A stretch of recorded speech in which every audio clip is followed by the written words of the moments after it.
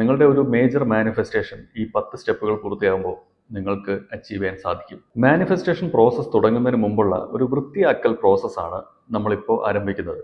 ഇതിൽ മാനസികമായ വൃത്തിയാക്കൽ, അതായത് ഇമോഷണൽ ഡീക്ലട്ടറിംഗ് ഉണ്ടാവും, ഫിസിക്കൽ ഡീക്ലട്ടറിംഗ് ഉണ്ടാവും. നിങ്ങളുടെ അലമാര ഒന്ന് തുറന്നു നോക്കുക. അതിനുള്ളിൽ നിങ്ങൾ കഴിഞ്ഞ കുറേ കാലമായി സൂക്ഷിച്ചു വെച്ചിട്ടുള്ളതും എന്നാൽ ഇനി ഉപയോഗിക്കാൻ തീരെ സാധ്യതയില്ലാത്തതുമായ എത്രയോ വസ്ത്രങ്ങൾ അതിനകത്തിൽ ഉണ്ടാവാം.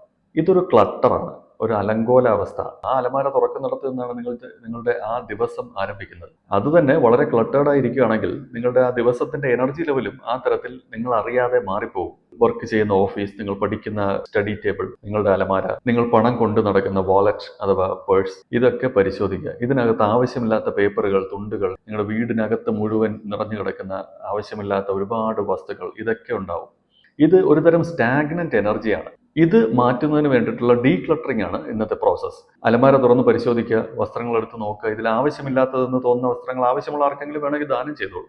എന്തായാലും നിങ്ങളുടെ അടുത്ത് നിന്ന് പോകണം. അത് ഒഴിവാക്കിയാൽ മാത്രമേ നമ്മുടെ എനർജി ഫ്ലോ അഥവാ നമ്മുടെ ഓറ ക്ലിയർ ആവുകയുള്ളൂ.